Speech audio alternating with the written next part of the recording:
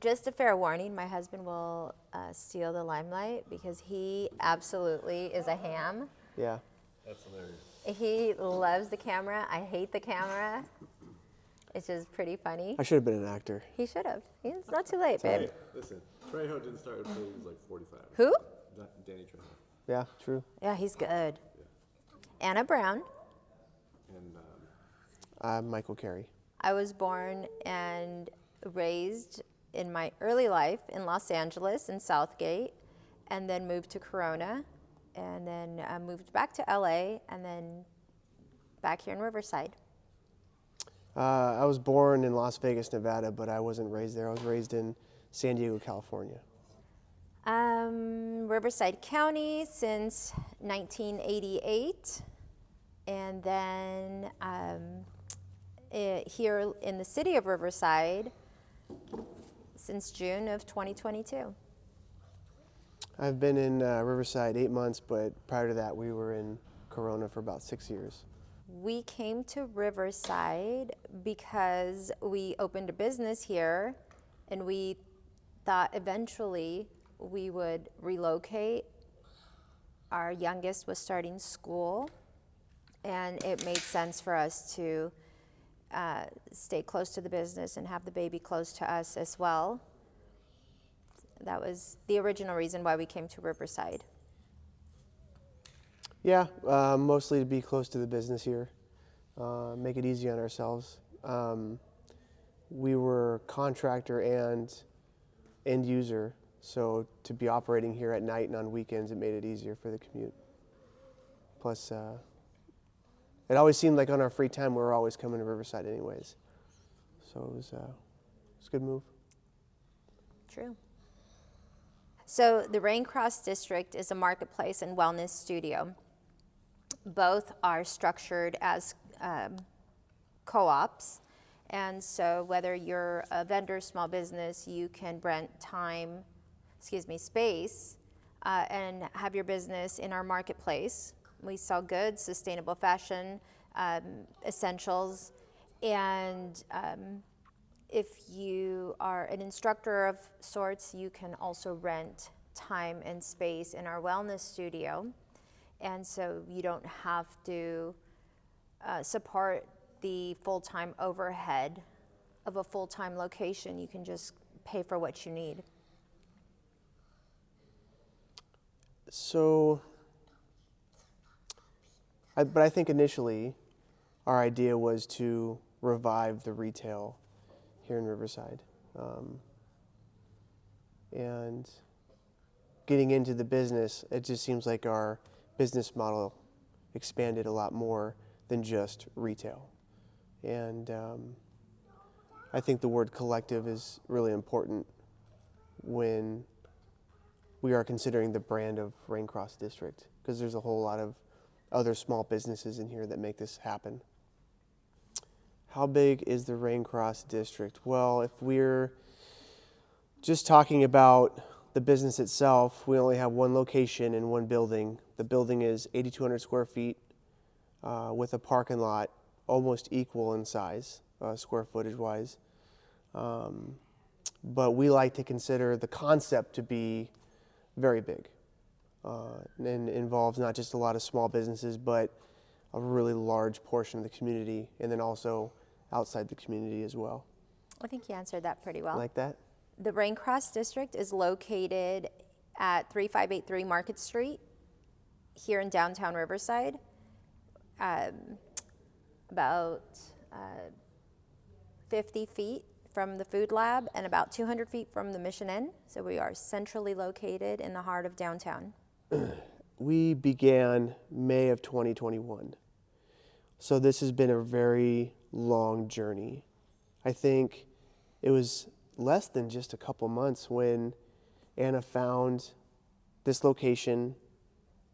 We did a draft of the lease agreement, and then construction efforts took about a year and a half. There was a lot of unforeseen challenges.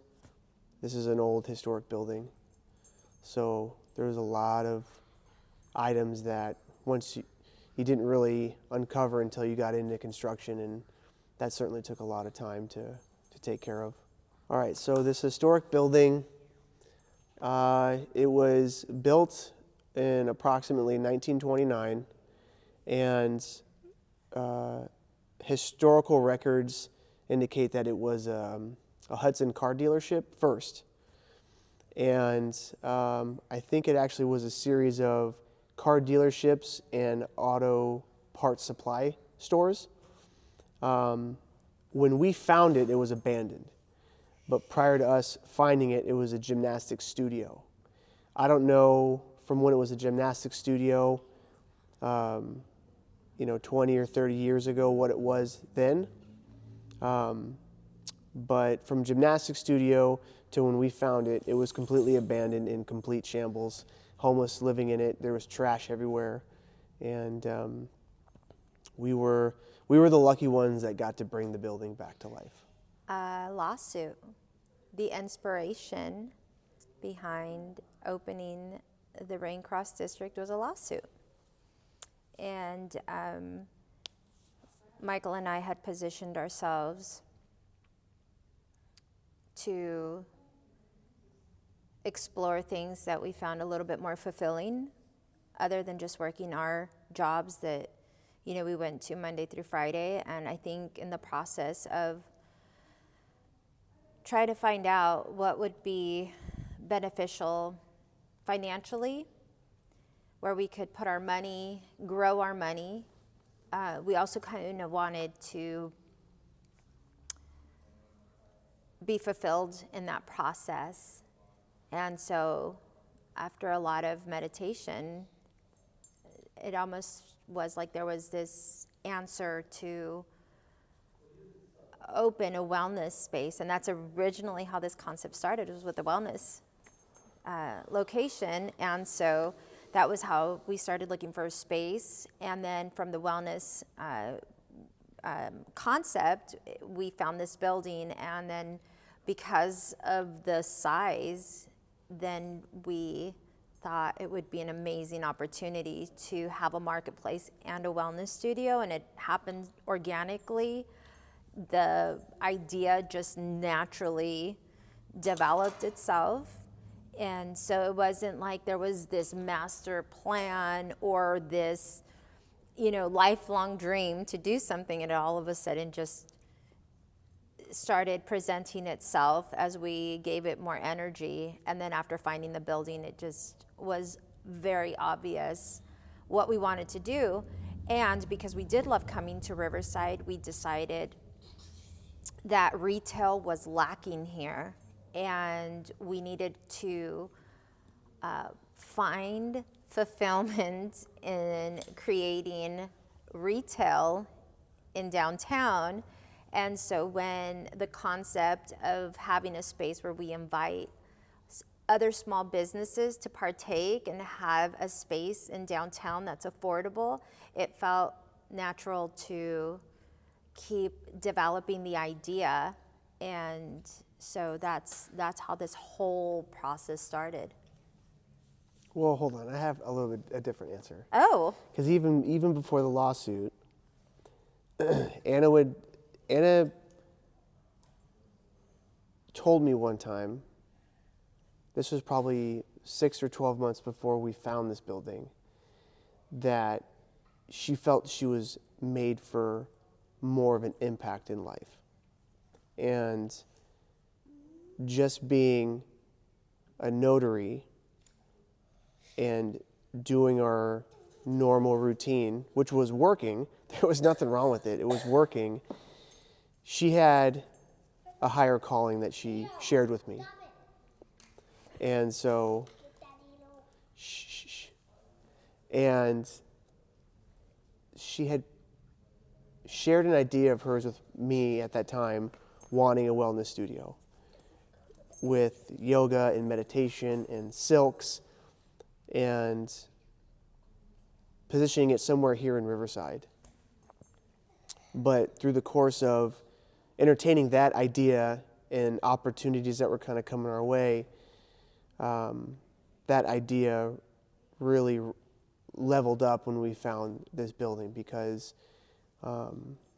every idea she would share with me or we would bounce off each other, everything was always, yes, we can do that together, and yes, and yes, and yes.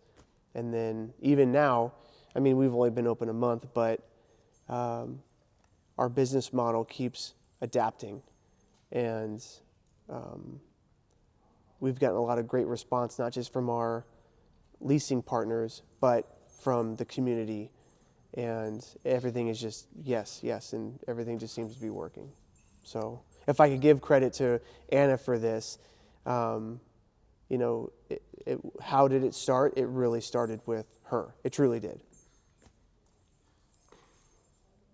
Do you agree? I do. I think I manifested the lawsuit. You know, because had that not happened, I would have never been pushed to get uncomfortable. And at that moment, I think I felt the most uncomfortable I've ever felt in my life, because there was absolutely nothing I could do but to go through it at fault or at not. You know, you get involved with something like that and you're uncomfortable. There's no saying, well, I don't want to deal with this. It's not true. And I think that because of that happening, it kind of squeezed me out of my comfort zone. And we had worked so hard in developing a little nest egg that at that point it felt like we could literally wake up and do whatever we wanted to do. So why weren't we doing that? And so that was kind of the question that I asked myself, was if you could wake up every single day and do something, what does that something look like? And it looked like helping people. And so then it was, okay, well, how do I help people? Well, wellness studio. And I always said it would be a wellness studio for people who are too busy to dedicate 3 hours of wellness or of practice, you know, to their meditation, or, you know, I wanted it to be for real people. And so that's essentially how the whole wellness concept started. Was I wanted to make people feel good, maybe go into like a little bit of life coaching. I just wanted to make a change in people.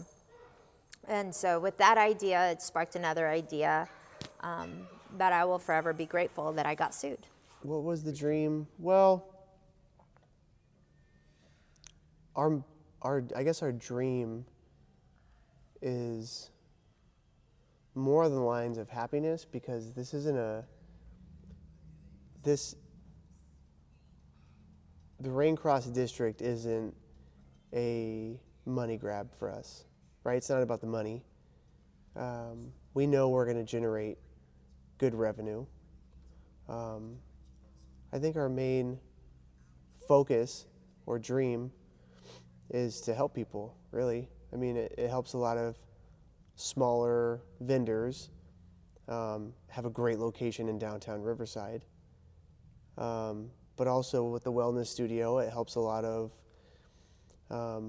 other people that practice meditation or yoga or sound bathing, being able to take their practice here.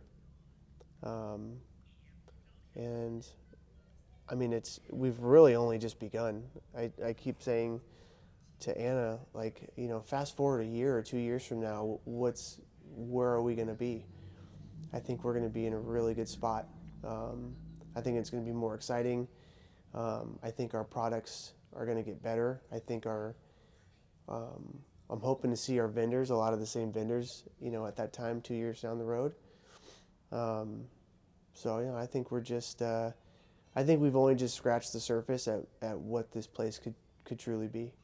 For me, the dream is to be able to replicate this in different cities, different areas, and to be able to spread our footprint with our concept. And so I think shared spaces isn't something that's new, but I definitely feel that the way that we do it, we try to do it without the structure of a corporate environment. And so we try to see the human aspect of this. And so we don't just have a one-size-fits-all approach. We want to include all of our vendors to have a place here. And so sometimes what we've defined doesn't include those people. And so we can carve out a space to give those people an opportunity. And that's where the fulfillment comes in. And, you know, ultimately doing something that makes me feel like I made a difference at the end of the day. Selfishly, yes, I want to, you know, create revenue to travel, and obviously be comfortable. But ideally, I want to marry that and helping people. And I think that we're on the right path to doing that. But ideally, that is the dream, to be able to live a fulfilled life and also have a comfortable way of you know, living and traveling. Right now, it feels like a lot of chaos. It feels like we build and we break down and we move and we shuffle. And again, we're like trying to create a space and a niche for everybody. But ideally, we are setting ourselves up like a department store. So when you walk in, you're not just walking into a thrift store or a consignment or a shared space where vendors have full autonomy of their space. They do have autonomy of their space, but we've done it in a way where you will know where the women's section is, where the men's section is, children's, streetwear, and it's very clean. It's very ready to wear. And there's a huge difference between that and other stores that have a similar concept, because they'll carve out a space and then you will have toys, men's, women's, housewares, all in one spot. And some people do it very well, and it's, you know, it all, you know, has the same color gradient. But then others don't. And so here, what you'll walk into is a very upscale, curated marketplace where everything is different and people have creative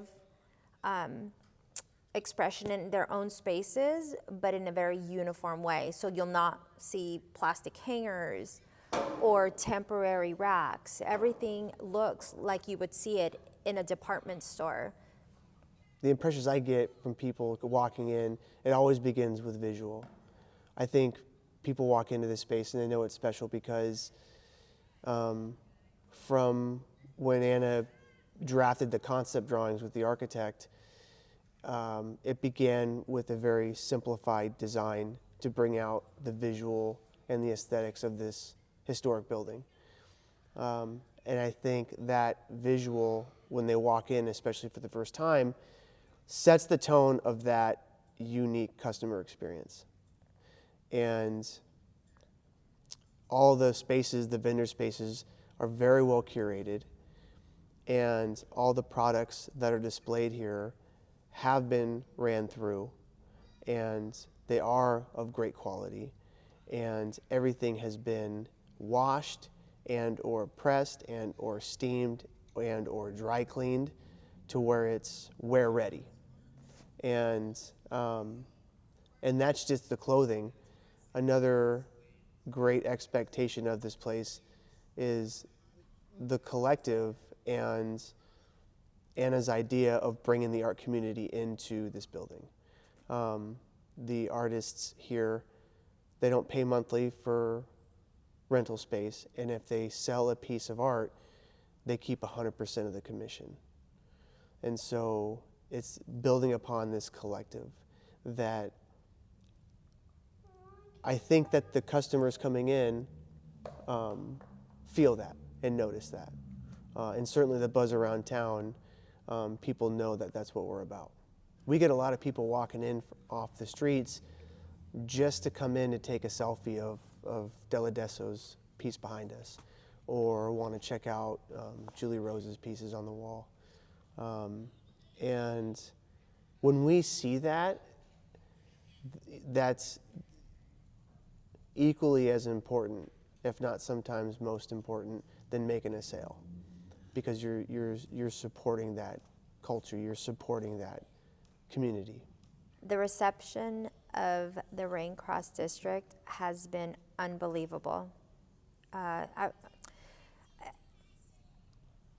go ahead and say that I knew it would, and for a year prior to opening our doors, I had started networking in our community and explaining to anybody and everybody who would, lend an ear what I was doing or what we were doing and what our business model was, and they just didn't get it. But I couldn't wait. I knew we would get the buzz that we're getting, because it is just such an awesome concept, and it is so needed here in Riverside. And even from our visitors out of town, we have a lot of out of town tourists here, and I never would have expected that piece. But it turns out we have a lot of out-of-town people. And so the reception has been unbelievable. Everybody who comes in just says they can't believe that this is here, or they wouldn't have expected to see this from the street side. So it's been amazing. The reception when we opened our doors was great, but as Anna touched on, she started doing the legwork of the marketing at least a year before we opened. Getting involved with the chamber, trying to get involved with other community events, and getting the name and the brand out there. And along that pathway, we got a lot of naysayers that thought she was crazy. Like legit, like I would talk to people on the streets and they didn't know I was her husband, and they would say, this crazy lady was telling me about this business. And I said, oh yeah, my wife. And they said, oh yeah, sorry. I don't know, honestly, I can't even imagine what's so crazy about That's it. happened twice. But, and of course too, the unforeseen issues we had that kept on pushing out our construction finish date and kept on delaying our grand opening. Those at that time were kind of let the wind out of our sails a little bit, because you almost got the feeling of, oh, we just can't see the light at the end of the tunnel. But I knew once we opened the doors, no one's going to ever remember that stuff, and they're just going to remember what it was like walking in this space. I think the reception has been very positive, and already we got a lot of repeat customers coming in to the space that are telling their friends, or that have seen us post something on social media and that's why they came in. So it's been wonderful. It's been absolutely wonderful. We're each other's biggest supporters. Absolutely. I know there's been a number of times where I feel defeated, tired, exhausted. I mean, all same words, but you know, it takes a lot of momentum to keep the idea afloat, and you have to be like super excited about the idea, because you transfer your excitement to people, and that gets exhausting. And there would be times I get to the end of the day and just be like, oh my God, what are we doing this for? Da, da, da, da, da. And I would lose my sight of why. And then Michael would be like, no, just kidding. Figuratively, not literally. Hey, can you please? But he would snap me back into the right train of thought and the right, mindset. And so he would then remind me of why we started and why we were doing what we were doing. And I think that just knowing at the end of the day, whether this succeeds or if it fails, I would just have him and my family's okay and everybody's okay, then everything's going to be okay. And just having that support, and then that's just the emotional part of it. But, when I remember I called him about having this building, and it was like, hey, I found this building and this is what we're going to do. And he was like, no. And I said, no, you have to come and see it. You have to come and see it. And so he came to see it. and he understood immediately what the vision was. I mean, he just knew it. He felt it too, and he just jumped, 100% on board. He got his contractor's license to build out our project, and he immediately started to work on spreadsheets for costs and timelines, which all went, out the window as soon as we started the project, both financially and timelines. But anyways, he was my biggest supporter, and I think that I was his biggest supporter too, because there was definitely long construction days and the moral support and the physical support of bringing coffee and bringing food and so for me, I feel like we were each other's biggest supporters. Yeah, I don't think I have a bigger supporter than Anna. I mean, I definitely have my family and friends, but for somebody to actually, jump in the trenches, especially during construction, every day, there was definitely, I think, out of the gate, I think I was the first to, I guess, land on scene, doing the construction, but those long nights, long weekends, and this was aside from having full-time jobs. Both of us had full-time jobs. and then, being here at 10 or 11 o'clock at night, only to go home, fall asleep, wake up, and I'm on the road again at 5 a.m. the next day to go work another 10 or 12-hour day. And then when that job is done, come back here and just keep pushing through. There was never a time where there was doubt of we were never going to make it. We were never going to make it, and this was never going to open. We've had our ups and downs, and we've had those really tough conversations of, what are we doing? Why is this costing so much? Why is this going to be so much time? The budget is, you get those really frustrating but important phone calls. And then after getting those really difficult conversations out of the way, it's back to rolling up your sleeves and going back to work. Why? I'll take this. Okay. So why does Raincross District work? Well, I think the timing is what I think is absolutely perfect in Riverside. Riverside is growing. Riverside is got a lot of important developments in and around the city that have come to an end, that have also opened up. And the food and beverage industry in Riverside is unbelievable right now. A lot of great restaurants, a lot of places that are wonderful to go grab a cocktail, a coffee, and walk around. But we feel it works so well because it revives that retail that I think everybody's been wanting and looking for, where you don't have to leave the city to go shop at the mall. But I think what we've done is we've offered a unique customer experience because we're not just retail. We're so much more. I think the Raincross District works because it's something that's needed here for the local community, something that's affordable, not touristy. It's actually something that people need.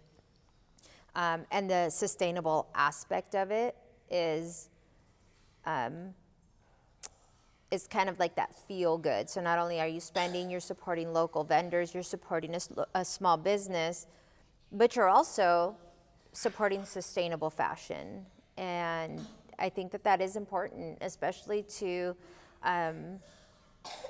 some of the younger kids.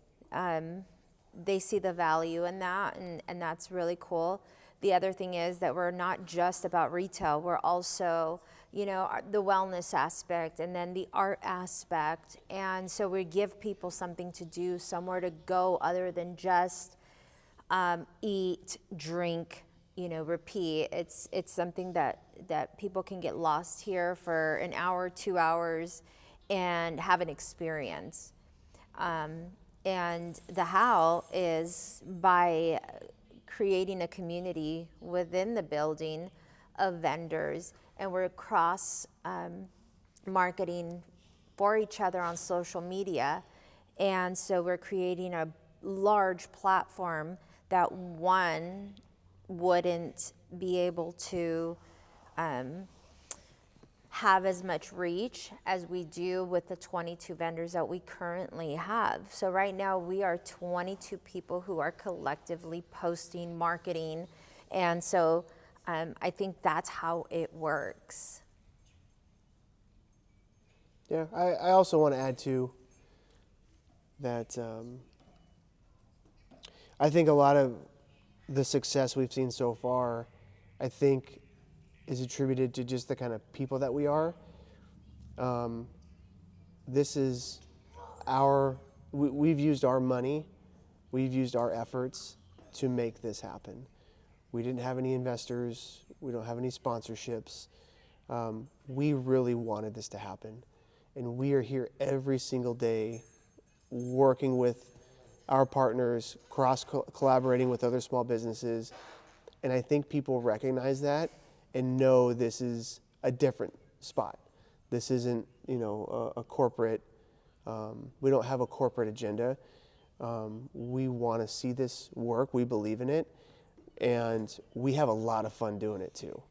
And it seems like a lot of people, if not everybody that we get involved with, they're having fun going through this process with us. Yeah. And the process isn't a quick money grab. No. And so a lot of the things that we're doing are a long game. It's long game planning. And so I don't want to say give away things, but near close, because we want to create the synergy. And we understand that there could be quicker ways to get to the marketing, to get to the vendors, to get, that way, but we are choosing to do it in a very organic way. And I think that's been working. So instead of collaborating with other people and having to give up some of our creative freedoms with our space, we've decided to kind of do this on our own, maintain control of the process of how we want to do things. And like Michael said earlier, we are just fluid. We're constantly changing, and the way we've been able to do that is to maintain like kind of the helm, kind of stay at the helm and not share that with someone because we sold out to get a quick, return. Because I feel like we have had the opportunity to have a quicker return and had people want to collaborate with us, but we would lose some of the autonomy that we hold and want to continue holding, because I always say, like, my superpower is that I'm a yes person, and I'm very willing to say yes to things, and I don't have to check with anybody, or, if somebody gives me an idea and it sounds wonderful, then I'm like, yes, let's do it, and I'm a yes person, and I feel like it's working because I'm able to say yes to things. But as soon as we were to collaborate with someone and give them some of our control, then I would have to check in with them, and they might not think it's a good idea. And sometimes the most unconventional things are like what end up being the most amazing things. And I think this whole project has been so unconventional, and everybody wants to teach you how to do things the conventional way, or what's worked for them, or what's worked in the past. And I kind of don't care to know about those things, because we're kind of forging our own way. And it's kind of the way things always get done. Like, people do things because the people before them did it that way and it worked, and they don't really question it. And so there's already kind of like a pre-plan, and this is working. There's no pre-plan. We're kind of making it up as we go. And since we don't have that retail experience, it's been like It's fresh. It's a new approach. We're not doing anything conventional. It's all unconventional, you know, and Well, I want to just add to that because I think what's been working is just the beauty and the simplicity that we've kept it. I think we're both of the mindset perfection is the enemy of production. We didn't sit down and create what needed to be a perfect business model and have a perfect finance solution and have perfect renderings of our logos, and we didn't believe in that. We believed in opening up the doors, creating a revenue stream, helping people, and being open to new ideas and to new concepts, because we know to make this thing happen and to look into the long term, we have to be open to change at all times. And I think by just following that very basic criteria, that's what's working for us. I think that's what's kept it really fluid so far and really loose.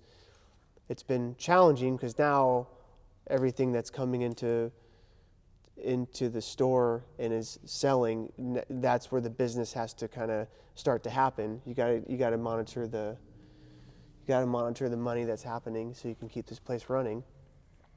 But just keeping a very open mind about things and being willing to change. yeah. Because if we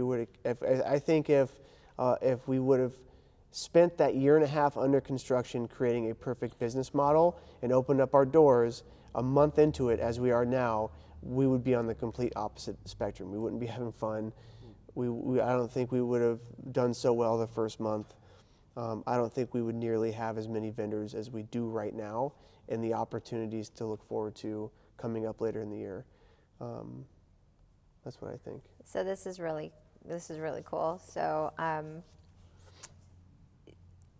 when we opened our doors, when we got our occupancy certificate, there had been a handful of people that were helping us that I had been consulting with in that year and a half, and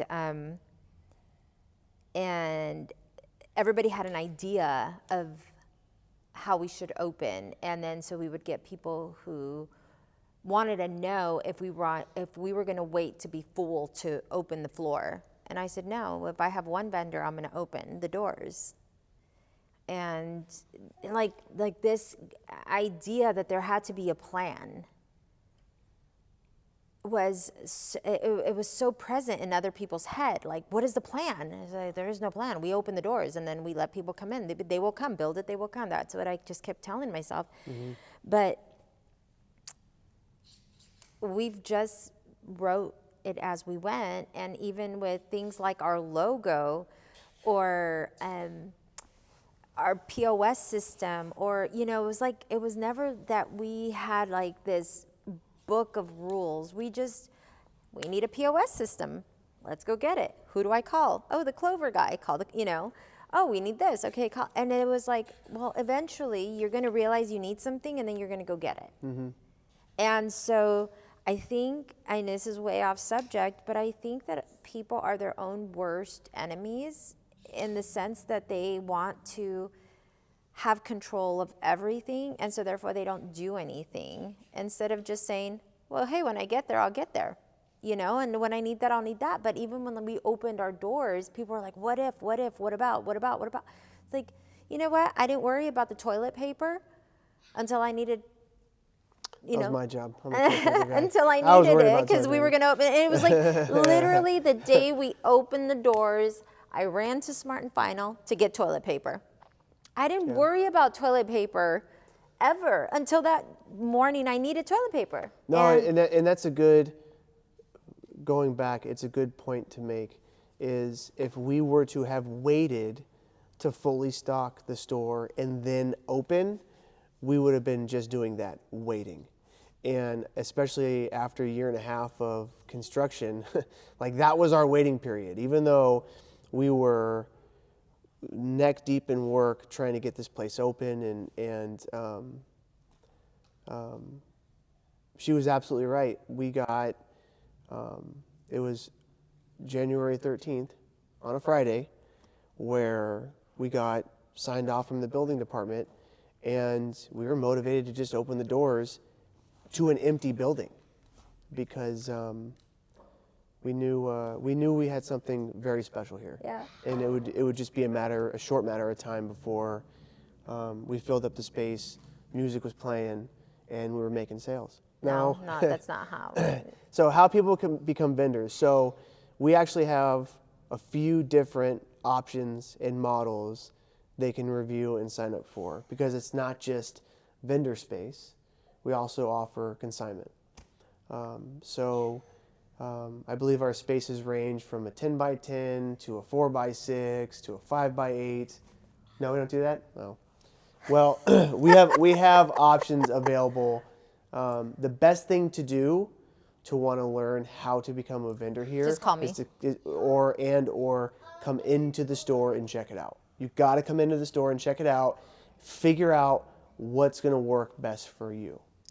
Yeah, I have to add that, and this is like a cheap plug for, how busy we are. But my Instagram is out of control. I can't get to it fast enough. Things get muddled between primary, general, requests, notifications. I don't know where to go. And so if you're sending me messages on Instagram and I'm not getting back to you, it's not because I'm not interested. It's because literally I don't have the capacity and I need to vet everybody that I'm talking to. And so, I'm going through Instagram pages and, I'm seeing, I'm doing a little bit of research on everybody who's coming through. Then we have our website and we get a lot of emails on our website. And, we're getting to them as quickly as we can. And again, somebody sends me an email, I'm doing a little bit of research and a little bit of follow-up because we just want to make sure that we're getting the right people in here. And so the best way for someone to become a vendor here is to come in and talk to me. Mm-hmm. Talk to me, let me know what you're selling. The breakdown of the options are a 5 by 4, a 5 by 8, and a 10 by 10. Didn't I say that? No, you were like 6 by 4, blah, blah, I did blah. say 6. It's terrible. Wait, I said 6 by 4. You said 4 by 6. How is that different? 5 by 8, 5 by 4, or 10 by 10. Okay. Those are our options. We do have a swipe fee of 5%. It covers our Clover expenses, and then the other 1.5% covers the bags that we use. It includes the employee. We walk around, we clean, we arrange hangers, we just make sure that everything looks super presentable. But that is the best way to get to be a vendor here is to either, try to call me or to just come in and talk to me. I advise just come in the store. Yeah. Just come in the store. Yeah. What's coming for the rest of 2023? What's coming? So we have a great opportunity. So backing up, we tried to open up before the holiday season 2022. We missed that holiday season by a long shot. What is it? Oh, you gotta go. Oh, we got an emergency potty break. Okay. I'll be back. Sorry. All right. Oh. I think they got you on the microphone saying that too, by the way. Did you hear him say it? So He goes, well, here's what I envision. We know we're going to be more popular. We know we're going to get a lot of people in here, I think, beyond our expectation, especially when the weather starts getting warmer and people start to want to go outside, especially at nighttime in the summertime. They're going to stay out a little bit longer and they're going to want something else besides food and drink. And the way we've been conducting business, it's been a very fun atmosphere, great music. We've had a lot of great variety of vendors coming in. I think this year, business-wise, I think it's going to be great. But I think for the vibe of this business, I think it's going to be absolutely fun. I think this is going to be a real fun year for us, the first year in. Okay. Totally different answers. I think it's going to be really fun. Michael's having fun. I'm exhausted. I definitely feel like the rest of 2023 is just going to be working out, all of the different facets of the personalities we deal with, of the vendors, of the events, what works, what doesn't. As fun and as fluid as we like to say we are, we're still running a business with a very high overhead.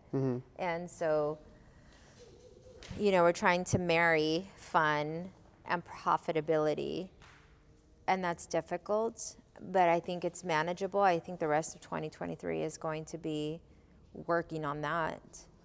But I think that once we have it done, then we'll be able to replicate that, and it'll be a lot easier. So everything's always hard in the beginning because you don't know what you're doing, and so you're learning as you're going. But I think that once we get over, and I keep saying this, just 2023, just 2023. I just got to get to 2023, and it's the middle of March, so we're almost there. So Michael's having fun, and I am inundated with responsibility, and I deal with operations. And so Michael gets home from work and he'll say things like, let me in on this, or let me help you with this. And it's like, I don't even know how to hand it over. Because even handing it over is a process that I'm not even, I'm like, that's another thing to do. I can't handle another process. I just have to do it, create the process, and then, then it'll be replicable to anybody else. But I always tell him, oh, you're so lucky that you don't, you're at the fun part of the business, but for me, I'm in the operations side. I'm doing the face-to-face with the vendors, and everybody has a different personality, and everybody's participating at different levels, and some people have a lot more requisites than others, and some are too high strung, some are too relaxed, and it's you're just dealing with everybody and then trying to meet them at where they're coming from. And so I feel I'm constantly dodging things, or feeling people, and understanding okay, they're coming from a place of this, maybe it's not a big deal to you, but it is to them. So you have to meet them with that respect, because at the end of the day, we're only working because they're here. And so instead of being oh, they're a pain in the ass, it's okay, I need to understand, right? If my initial reaction is I'm bothered, I have to immediately check myself and be okay, I have to, be like Neo from the Matrix and slow down time and really, really take things apart, That's exhausting because I'm doing that constantly with people. And that's not even the customers. We're just talking about the vendors. Then we have these different customers that come in, and we're in downtown, so you can imagine what that feels like, So anyways.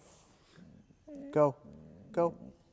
For social media, our one and only platform is Instagram. That's right. And that's the best way to keep up with what we're doing here in the store. That's where we release all of our pop-up information. That's our primary source of just beaming out all the information that what we're doing. And our website, we do have a website that has information on it, but the best way to track us right now is on Instagram. And then not just us, but all of our vendors too. Everybody's posting what's going on for them in this building. So by following us in our posts, you're also going to be following all of them, and that's just the best way to see what's happening here. Yep. What's the handle? Raincross _District. Raincross_district. We're only on Instagram. I've never caught on to the TikTok. Maybe I don't we'll think I have to. want to. Know. I don't want to. I really don't want to. I'm hesitant. This is me getting old. I'm like, I don't big want to learn platform. something new. Big platform. I don't know. Maybe you're going to have to teach me how to do this TikTok thing because I get it. I'm not unwilling to learn. I just feel that Instagram is such an amazing, But like, you can cross the two, right? You post on both simultaneously. yes. And then our website it was mainly for when we were opening. There isn't anything exciting there. It's, raincrossdistrict.com. But that's not, I mean, you're going to It's got some good information. It's got some renderings of the concept drawing, but to truly be up to date with the day-to-day activities here, you've got to be on Instagram. Did Instagram pay you to say that? 'Cause that No, sounded Instagram. really good. Instagram.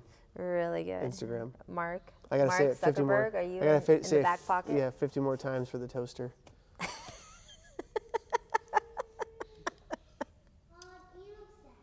Man, that's a good question. What would be our message? Our message to the city of Riverside is that we truly believe in this community. We believe we are in such an amazing position right now with the new coming in. I feel like there's like this renaissance of younger people having a lot of interest here, and with the art community and new businesses cropping up, and obviously with the migration of other counties coming to Riverside. We truly believe that Downtown Riverside is a beautiful place to be from. And we are so excited to be here. We are so excited that we doubled down by starting our business here, by relocating, to downtown. Like, we're really true believers that this is the place that you can achieve growth, achieve community, have fun, be healthy, eat well, get cultured. Like, I think we have everything. And I think, like, Michael being from San Diego, having lived in Flagstaff, I've lived in LA, out here in Long Beach, I think, like, Riverside has everything to offer that everywhere else does. I really think that we're just cracking open its potential. I'm excited that we're at the forefront of its potential. I'm excited to kind of be leading the charge. Yeah, I am. Charles, hey. But that's what I would say. My message is we're wholeheartedly invested, and we're leading the charge here. Charles, almost done, buddy. Be quiet. All right. Well, I think our message to the city was, I think I wanted to acknowledge, like, there's a lot of long-term residents and natives of Riverside that have never stopped believing in Riverside. And I think we're at a unique time in Riverside where it's, I think, finally meeting that expectation that everybody wanted to see it. Mm-hmm. And my message would be is, we also recognize that, even though only living here and doing business here a short amount of time. And my message would be, we want to stand here with you. Any final words for anything? Go ahead. I mean, that was a pretty good interview. Lots of great questions. Yeah. That was really good. Yeah. It was really good. You did good. I think, I think we could be more polished. Really? Yeah. I think we have long-winded answers. Well, he's going to edit it. Yeah. He's only going to hopefully pick the good stuff. I think we put him to sleep a few times. No. Because as soon as the dog kept him awake, Charlie kept him awake. So these are like the challenges that we have to prepare for in the future. It's like, okay, when, we're going to do something like this, we need babysitters or Benadryl or It'd be cool to do a follow-up one in a year or a year and a half to see what has happened, yeah. because with the rate at which things are going, I mean, a year and a half from now, this place could look a lot different, and we could be doing a lot of different stuff. Yeah. You know, a lot of people ask, like, oh, how do you do this, or how do you do that, or how did that happen, or, you know, and it's like, honestly, we just started, we just did. And when you do things, people are, the next time you do something, it becomes easier. And then you do something like 10 times and you realize that all you had to do each of those times was to start doing something, and we're successful at every one. Then by the time you get to time 11, then you're like, yeah, let's do it. Let's just do that, you know? And your fears, your anxieties, they kind of like go away. So when I see people, or people ask me like, oh, how did you guys do this, da da da, and then we just tell them how simple it was, that we had an idea, and then we just applied, and then we just did, and then we just, you know, and it's just like, wow, like that's, like if I can do it, anybody can do it. And I truly mean that. Like, I always like to let everybody know where I came from, because like it's like, I hope that people find that encouraging. That you don't have to go to college to be validated, or to have good ideas, or have a ton of money to, you know, have amazing ideas, you know, or to make amazing things happen. You just kind of have to just do it, and then things will just line themselves up. And I know that sounds like really like, oh, okay. But it's true. All you have to do is just do it, and then be okay whether you fail or succeed. And then you're not scared. And when you lose fear of things, then great things happen. And so I think that's been kind of like this part of one of my purposes, is so that, you know, other people can be encouraged to say, you know what, yeah, I'm going to do that. I'm going to do something. I'm going to, you know, like, I don't have to have a plan. I just have to say yes. And then, I don't know, I feel like that's a conversation I've had a lot with people. And it's been, again, fulfilling. And that's what I wanted to take away from this whole experience, was that I wanted to be fulfilled and help other people. But, just to kind of go off subject a little bit, just kind of like more like chit-chatty. So Michael and I bought our first home together, and he had his savings and I had my savings. And then we got married, and we collected a little bit more savings. I'm not talking about a lot, just a little bit. And then we said, you know what, let's buy a rental property. Just one. Let's just buy one. And we were hesitant, and we had so many people say, oh my God, you don't even understand like the liability you're taking on, and it's not worth it, and they're not going to pay rent, and blah, blah, blah, blah, blah. But him and I were like, you know what? Let's just do it and see how it goes. And so we bought one. And it was a lot of work, and then we renovated the bathrooms. I mean, we literally spent our weekends there renovating bathrooms, and, you know, there weren't beach weekends for us. There was like Home Depot and bathrooms and so on. And so then we rented that. Actually, in the process of renovating that one, we bought another one. And now we have two. And kept working on the first one. Now we rented it. Now we had two rented. And then we refinanced one of our properties, pulled out money, bought a third one. And then obviously the market did well, and so, you know, we refinanced another one, and we bought two more. And we started losing fear, right? Because it was going good, and obviously we know that there are risks, whatever.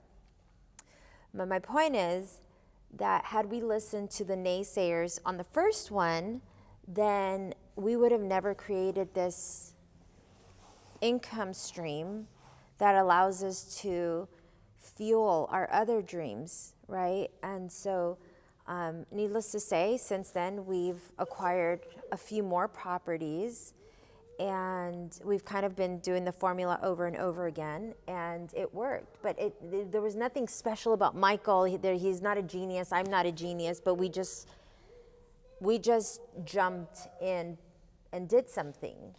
And so then when we did this business, it was kind of that same thing. Like, well, we don't know what we're doing, but it'll be great if we just try. Well, I think the only thing that we truly believed in was just our own self-worth about making this thing happen. And I think we're both on the same page where, failure is kind of like a myth. There were many nights I was working in here late by myself, and I was pulling more nails than I was fastening in the lumber. And in moments of frustration, I'd walk outside to get a breath of fresh air, and there's nobody here to solve my problems but me. And it's only me to decide how far I want to take, these efforts. I could have rolled up my tools at any point and gone home and told Anna, hey, we just can't make this happen. But you just push through them. And what one might see as failure, we always considered that new opportunity or a point of a lessons learned to make it better the next time. And we knew very well the risk involved getting into a project like this. Because as she was saying, these aren't rental properties. This is not, this isn't an investment account. This is a realm of business that we've never done before. But we believe in ourselves, and we believe in the model that we've created. And we believe in the process of simplicity. And we also believe that we can take this as far as we want to take it. Only one of us or both of us can determine where that line in the sand is and not cross it. And to get to this point, we've taken it all the way. We've never talked ourselves off the ledge. We've just gone for it. Yeah. Yeah. And even like when we started this project, we had people who would say, even to this day, people see us open and they're still like worried. Mm-hmm. And they still have like these fears that they try to like impose on me. And I'm like, what the hell do you have to lose? Like, you're acting like you're going to lose out on something, and they're so fearful for us. And it's like, I'm not scared, No. But when we started this project, my chiropractor told me, he goes, I said, I'm a little concerned about money. We didn't have a lot of it. We're not rich people. We've never done this before. And so he goes, the only thing you have to worry about is seeing the doors open, visualize the people in the store. That's it. And you just keep doing whatever. The money comes. The money will come. And it did. And it did. Yeah. And there was times where I didn't see the finish line. I was like, oh, dang. And in those moments, I swear I would go back and just meditate and tell myself, the money will come. Mm-hmm. Don't worry about it. Like, you have asked for it. Your heart's in the right place. You're moving forward with all of the right intentions. It was never like, I'm moving forward because I want to drive a Rolls Royce. You know what I mean? It was never like, like me. And I always would kind of like conjure that up and be like, okay, the money will come. It's okay to feel nervous right now. It's okay to get anxious. Those are natural feelings. Go ahead, feel them. get over them, and then have faith and really truly visualize yourself at the finish line. Like, see yourself there, feel it. What do you smell? What do you hear? What are you feeling? And I would like connect myself to that emotion of my opening day. And it's almost like when I do get glimpses of, like, I manifested this, you know? And so I know people think like I'm hokey when I say things like that. I almost sound like Oprah, but like, it's true. Like, you visualize it, you see yourself in that existence, and then you create that existence. It doesn't mean it's just going to fall into your lap. I mean, you do have to put the legwork into it, but like, the point is, like, I always want to be, what I want to leave behind is that, yes, you can, if you just do. You know, you don't have to be perfect. You don't have to have the business model. You don't have to have it all figured out. You just, if it's what you want, you just do it, you know? And I hope, like, that's the thing that gets, like, left behind with me. It's like, dang, that little Mexican chick, like, did so many cool things, you know? Like, and just to leave, like, that, like, you know, you hear these stories like, oh, you know, somebody didn't go to college, somebody da-da-da-da, and then they become like these wildly successful people. And that's like, essentially, that's what I would like to leave behind. Like, that's what I would like for people to take away from this project, is like, somebody just thought something and they just did it. Come here. And I think that so far, like, a lot of people who did call me crazy, or a lot of people who were like, oh my God, what if, and they'll come in here and be like, well, God dang, like, oh my God, you did it. Like, 2 years ago when I would talk to people, like, they thought I was crazy. And they would say, oh, are you still working on that thing? I'd be like, oh, you mean that thing that just didn't happen overnight? That thing? Yeah, I'm still working on it, you know? And I always say this too, like, we sacrificed weekends at the beach, vacations, but we always had, like, this bigger, like, mission. And that is a goal, you know, like, to live in uncomfortableness. Like, at night, you got to go to sleep with, like, a level of uncomfortability. Is that a word? Sure. Sure? Okay. So, like, if you're going to sleep comfortable every single night, and I like, think somebody put it best, like drink, like, a nice warm glass of milk and, you know, go to sleep, and, like, you know, all is good. Like, you're not growing. You're not making moves, you know what I mean? Like, and I'm not making, like, oh, making moves, but, like, you're not growing. And so I think, like, for me, living in this level of uncomfortableness, it feels good to me. I have learned to embrace that because I'm growing. I'm really risking it. I'm putting it out there. And I think a lot of people get uncomfortable and then they go back. Ugh, I don't like that, you know? But I think, like, when people can embrace being uncomfortable, then that's where the real growth is. If you're not feeling uncomfortable, you're not growing. And, like, that's a mentality that, you know, I go to sleep with. Just like, I put it all out there today. You know, I went out there and I put it all, and then, like, there's days where you're like, no, I did not put it all out there, but I can be better tomorrow because I get to wake up tomorrow and do it again. So that's it. Long-winded. Yeah, it was. It was a good one. It was a good one. Thanks for spending time with me today. Yeah, Yeah. it was great. It was really good. Yeah.